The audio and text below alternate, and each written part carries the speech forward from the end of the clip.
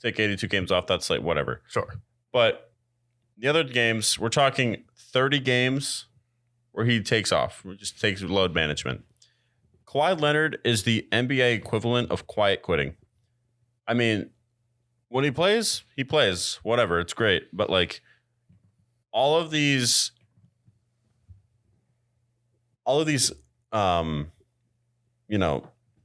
taking time off and with the injuries, right?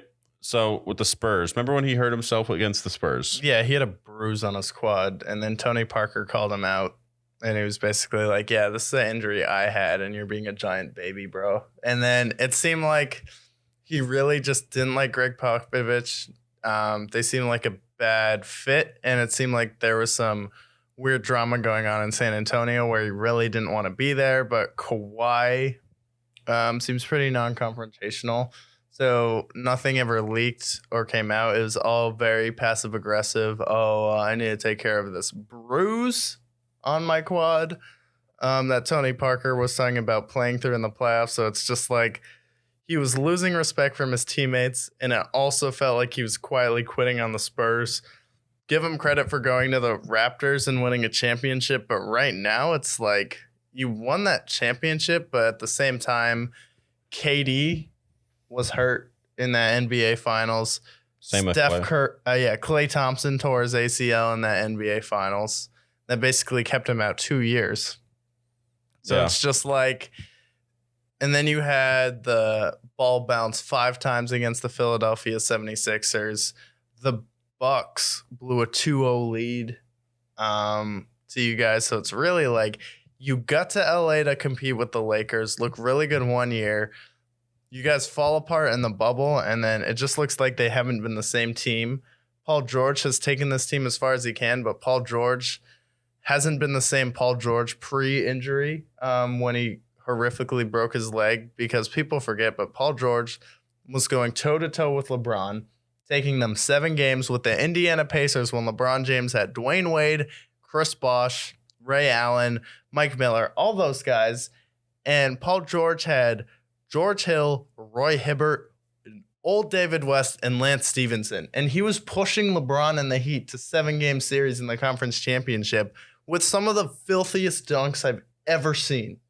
That's what he was doing. In the post-injury, it seems like he's lost a little bit of confidence, and he's not a closer. And then that series where Damian Lillard just absolutely dogged them and then beat the Clippers in the playoffs, like that's another thing you can point to where it's like you guys were laughing at Dame, making fun of him at certain points in the bubble, and then the next year he comes back, beats you guys in the playoffs, hits the game-winning shot in Paul George's face, and then gives his famous waving goodbye.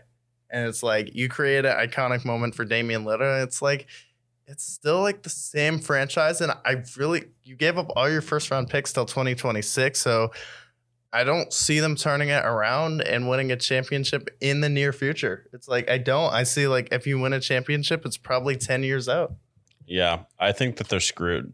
And it kind of makes me think like the fact that you had Kawhi Leonard, Paul George, Marcus Morris, and they had all those teams that were the bubble team, right? Specifically, they also had Reggie Jackson, and I want to say Rajon Rondo was on that team because Rajon Rondo has bounced around. But they had their team somewhere, their team comprehensively was. I actually think he was on the Lakers that year. Yeah, because he won the championship. It was like I remember it was a big deal, Rondo winning another championship. But I remember the Clippers front to back had a great roster. Yeah. And this is easily the best roster in the NBA at that point. And now I see them now. They're in the 8th seed. And I don't think that they're better than the Warriors. No. I don't think they're better than even the Suns. I don't think they're better than the Mavericks. Oh, hell no. And the Nuggets, no way. Not better than the Nuggets either. Not better than the Grizzlies. No. I would pick the Blazers. The Blazers are playing really well this year. So yeah, and then that's not even including the Eastern Conference teams either. So the Clippers, they're just kind of in this weird no man's land where even the greatness of Jerry West cannot save you from this cursed franchise. Yeah, and that's another thing where it's like, are the Clippers the most cursed franchise in the NBA? Because it's like, when you think about curse, it's not just bad. It's like when you get to big moments and then you just have these continuous epic meltdowns that seemingly never stop. I mean, multiple 3-1 leads blown, having some of the most talented teams in the NBA over the past decade. And then it's like, what I think this brings us to is most teams see LeBron join up with Dwayne Wade and Chris Bosh, and then they see the Celtics trade for Ray Allen and Kevin Garnett. They see the Warriors have Steph, Clay, and Draymond, and they think you can just pay for a championship when really it's not as simple as just putting a bunch of really good players together. It's not. Like, no. The super team era, there were only 2 really dominant super teams. And even those teams had epic meltdowns. And that was the Heat. They got to 4 straight finals, and the Warriors. And then you have the Boston Celtics who got to 2 finals. But like, other than that, it's like most of these teams are homegrown. We just saw the Warriors win again. That wasn't them building a super team. We saw the Celtics and the Suns get to a finals. We saw the Milwaukee Bucks win a championship. So it's like, you can't just expect to throw superstars together and for it to work. Yeah. I think with the Warriors, they weren't a super team until they signed KD. Right. Because everybody else that they had, they drafted Harrison Barnes. And obviously we got Steph, Clay, and Draymond, but they also drafted Harrison Barnes. They signed Sean Livingston after that god-awful injury that he had in the beginning of his career. Plus, they also had Leandro Barbosa. Leandro Barbosa. They had the Andrew Bogut. They had Festus Ezeli played really well in the playoffs. Harrison Barnes made plays. Yeah, front to back, they had a great team. And then when they signed KD, they lost Harrison Barnes. Harrison Barnes ended up going to the Mavericks, I believe. So they don't really they were a super team once when they signed KD, but overall they were homegrown. But even the Heat had Dwayne Wade there initially. Yeah. They had a core. And they still had the Mario Chalmers of the world. They still had the Udonis Haslams. They still had somewhat a resemblance of the Heat core. They still have Udonis Haslam. Yeah. And he's good for yelling 5 minutes on the bench. He's good for 5 minutes a year. You see the reckoning of Udonis Haslam. Yeah. But yeah, with these Clippers teams, I mean, it's hard for you to build a culture and build chemistry with a team where you have these 2 guys that didn't play with them for a long time. Yeah. And build that culture with them. It's just players that had played on one organization and then decided to go there to win a championship. Those almost never work. Same goes with the Nets. The Nets are the same organization. Yeah, and there's something to be said for the last few championships you can point to. It's either been Tim Duncan, LeBron James, or Steph Curry.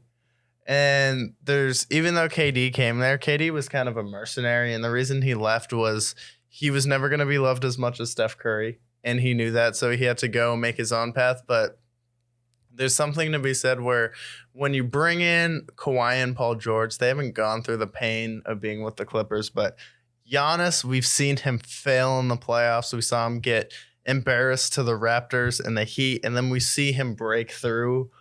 And then we see Steph get doubted. Steph has never won a finals MVP. And then we see him finally break through and do that. And then we see LeBron.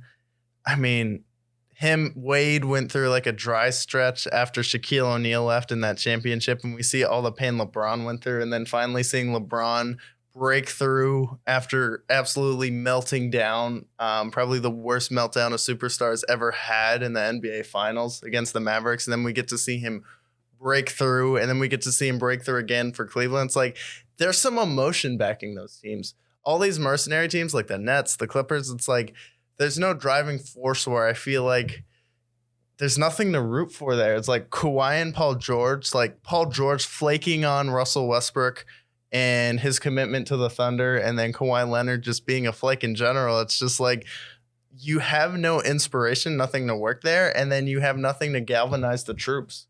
It's like all these teams that win the NBA finals, they have something to galvanize the troops. They have failures they've gone through. It's like when you're just hopping from team to team, it's like there hasn't really been a team where it's like they haven't built anything first and then added the superstar.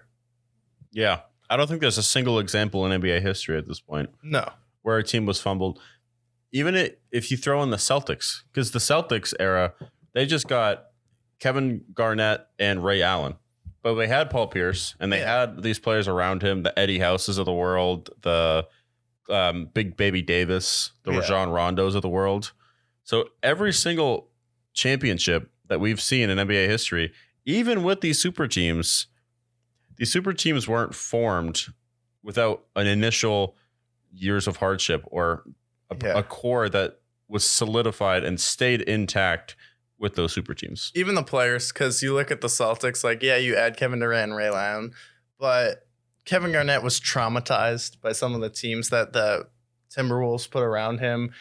Ray Allen had been through it with the Sonics, and then Kevin Durant goes to the Warriors. He had been through it with the Thunder. He'd been through battle. So it's like all these players and all these guys going there had been through something. The Clippers, it's just like they kind of just give up. And it's like the Chris Paul Clippers, it's like they would just give up, and it felt like the team was demoralized and would just pack it in. But like all the other NBA's championships you can push to, it's like, no, there's some real struggle and there's some real hard work that goes to it. It's like even when you have LeBron at the peak of his powers, he still melted down to the Mavericks and lost to Jason Terry, Sean Marion, and Dirk Nowitzki with the flu. They were making fun of Dirk Nowitzki in that series, and they were kind of clowning him and Dwayne Wade, which is, I feel like, where you lost. And then him and Dwayne Wade's like, wait, is it your turn or is it my turn? And that's a problem with Kawhi and Paul George. It's like, I feel like this is a terrible match because neither of these players, I feel like, have a good feel for offense. Like, not like in a scoring sense, but like passing. It's like, I don't see either of these guys as a true point forward. And I think in the NBA, it's like Steph can move without the ball and he passes, but it's like with the Clippers, it's just ISO, ISO, ISO, which doesn't work in the modern NBA. No, it doesn't. And so that concludes our